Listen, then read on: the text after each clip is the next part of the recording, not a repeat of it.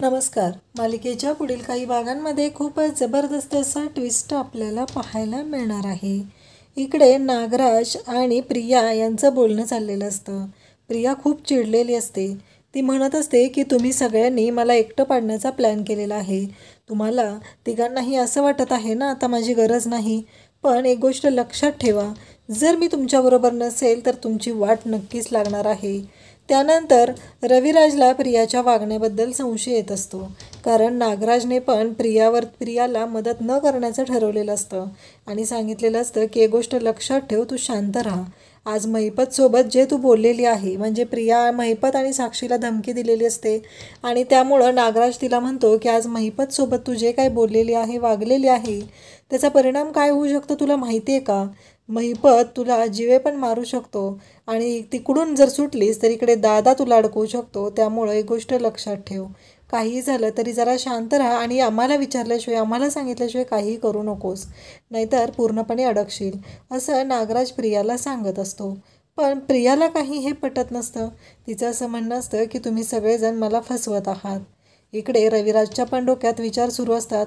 प्रिया रविराजकडे आलेली असते. बाबा, माझ्याकडून जी चूक झाली ती मी चूक पुन्हा करणार नाही, प्लीज मला माफ करा, माझ्याकडून असं व्हायला नको होतं, असं ती सांगत असते. तेव्हा रविराज म्हणतो की तुला किती वेळा माफ करू मी तन्वी, प्रत्येक वेळेस तू चुकीचंच वागत आहे, मग मी कसं माफ करणार तुला? प्रिया म्हणते की बाबा फक्त एवढ्या वेळेस माफ करा, पुन्हा माझ्याकडून अशी चूक होणार नाही, असं ती सांगत असते. त्यानंतर आपल्याला पाहायला मिळतं की रविराज म्हणतो ठीक आहे, पण रविराजला इकडे प्रियाचं जे काही वागणं आहे ते अजिबात पटलेलं नसतं.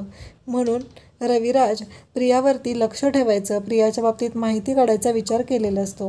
मग रविराजने त्यासाठी अर्जुनला फोन करून पोलीस स्टेशनला बोलवलेलं असतं आणि इकडे रविराज पण पोलीस स्टेशनला आलेले असतात.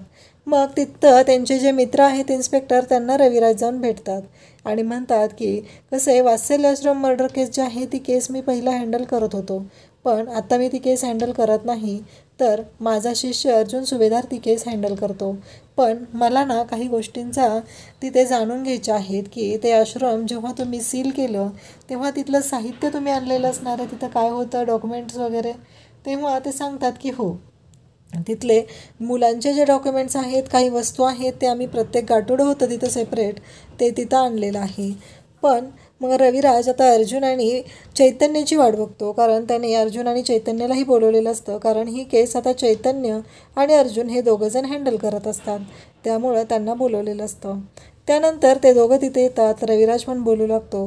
रविराज म्हणतो की चालेल, त्या वस्तू आम्ही चेक करतो, कारण माझी मुलगी तन्वी आहे ना, ती त्याच आश्रमात लहानाची मोठी झालेली आहे, त्या संदर्भातली मला थोडी माहिती हवी आहे, त्यासाठी मला त्या वस्तू चेक करायच्या आहेत, असं रविराजने त्या इन्स्पेक्टरला सांगितलेलं असतं. तेव्हा इन्स्पेक्टर म्हणतो की ठीक आहे. मग आता अर्जुन आलेला असतो. रविराज अर्जुनला म्हणतो की मला ना अर्जुन कळतच नाही आहे, म्हणजे एक बाप म्हणून मी जेव्हा विचार करतो तेव्हा मी इमोशनल होतो. आता त्या दिवशीच बघ ना, साधी गोष्ट, तन्वीने एवढा मोठा गोंधळ घालायची काहीच गरज नव्हती. तुझं लग्न झालेलं आहे, तू सायलीबरोबर सुखात आहे, हे तिला दिसतंय, पण तरी पण ते तिला ॲक्सेप्टच करायचं नाही. मान्य आहे मला, तिचं पहिलं प्रेम आहे, या सगळ्या गोष्टी मान्य आहेत. तेव्हा अर्जुन म्हणतो की सिनियर, मी एक बोलू का? तेव्हा रविराजला तो म्हणू लागतो की मला एक गोष्ट जाणवते, ती मला तुला बोलावी वाटते आवर्जून. तेव्हा रविराज म्हणतात की हां बोल ना, काय झालं? त्यावरती आपल्याला पाहायला मिळतं की तसं म्हटल्याबरोबर अर्जुन म्हणतो की सिनियर, मला थोडासा डाऊट येतो, कारण आपण तन्वी म्हणतो की लहान असतानाची तन्वी किती निरागस होती ना रे सिनियर, पण आत्ता बघितलं ना, आत्ताच्या तन्वीमध्ये तुला काही फरक जाणवतोय का? तेव्हा रविराज म्हणतो की हो, मलाही तोच फरक जाणवतोय. या तन्वीमध्ये खूपच खोटारडेपणा भरलेला आहे. आपली तन्वी तशी नव्हती आणि प्रतिमाच्या आणि माझ्या रक्तात गुण असे कसे काय असू शकतात, हा प्रश्न मला पडलेला आहे, म्हणून तर मी तुला इथं बोलवलेलं आहे. तेव्हा अर्जुन म्हणतो हो, कारण मला जाणवतं आहे या तन्वीमध्ये मला लहानपणीची तन्वी आपली कुठंच वाटत नाही आहे रे, मला कळतच नाही आहे की हिला आपण तन्वी कसं म्हणायचं, असं रविराजला अर्जुन सांगत असतो. तेव्हा रविराज म्हणतो की मग आता पुढे काय करायचं म्हणतोस?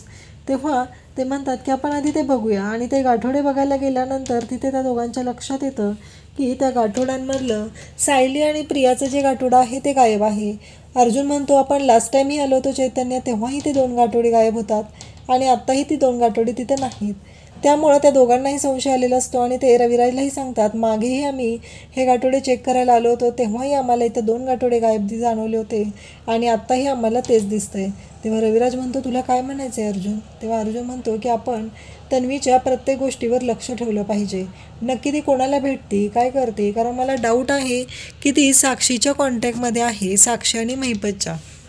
आता चैतन्य, साक्षी आणि महिपत यांच्या घरात राहिल्यामुळे चैतन्याला बऱ्याच गोष्टी माहिती आहेत. तर आपण चैतन्याच्या मदतीने तन्वीवर लक्ष ठेवूया आणि बघूया आपल्या हाती काय लागतंय का, असं अर्जुन म्हणाल्यानंतर रविराज म्हणतो, हो चालेल. रविराज म्हणतो, मला ना फक्त एवढंच वाटतंय की जे काय घडतंय ते चुकीचं घडू नये, माझी तन्वी चुकीच्या मार्गाला जाऊ नये. पण अर्जुन म्हणतो की मला डाऊट येतो सिनियर की नक्की ती तन्वीच आहे का याबद्दल, का कोणी तोतही आपल्या घरात घुसलेला आहे. त्यावेळेस रविराज म्हणतो की ते आपण चेक करूया. मग आता चैतन्य आणि रविराज हे दोघंजण की तन्वी म्हणजे प्रियाच्या मागावर जायचं ठरवतात. चैतन्याला इकडे साक्षीचे सगळे ठिकाणं माहीत असतात, सगळे अड्डे माहीत असतात. मग चैतन्य आणि तन्वी हे दोघंजण चैतन्य आणि रविराज तन्वीच्या मागावर निघतात. मग वेगवेगळ्या ठिकाणी गेल्यानंतर त्यांच्या लक्षात येतं की तन्वीचं वागणं हे चुकीचं आहे. एका अड्ड्यावरती ते सगळेजण पार्टी करत असतात आणि रविराज आणि चैतन्य तिथं पोहोचलेले असतात. तर पार्टी करताना अचानक तिथं भांडण लागतं, कारण प्रियाने जो काही गोंधळ घातलेला आहे त्यामुळं महिपत आणि साक्षी या दोघांनाही राग आलेला असतो. साक्षी म्हणते की हे बघ प्रिया, तुला मी याच्या आधी बजावलेलं आहे की तुला हे काम करावं लागेल. तेव्हा प्रिया म्हणते की एक गोष्ट लक्षात ठेवा, मला आयती भाकरी मिळते म्हणजे मी भाकरी खायची आणि तुम्ही तिघांनी आयती मलई खायची. जर ही तन्वी किल्लेदार नसेल तर तुमचं काहीच होऊ शकत नाही, कारण माझ्याशिवाय तुमचं पान हलणार नाही. काही झालं तरी मी रविराज किल्लेदारची मुलगी आहे आणि माझ्याशिवाय तुमचं काहीच होऊ शकत नाही. त्यावरती साक्षी म्हणते, बस कर तुझी नाटकं, तू खूप बोलायला लागलेली आहेस. प्रिया म्हणते, मी जे खरं आहे तेच बोलत आहे. आणि प्रिया तिथं बोलत असते की मला फक्त पैसा हवा होता आणि त्यासाठी मी तुमच्याबरोबर आलेली आहे आणि तुम्हालाही दुसरं काय हवं आहे? मला फक्त पैसा हवा आहे आणि तो मला रविराज किल्लेदार देत आहे. त्यामुळं त्याच्याकडे कोणतं कार्ड वापरायचं, कोणतं मॅजिक करायचं आणि मला पैसे मिळवायचे हे मला चांगलंच माहिती आहे.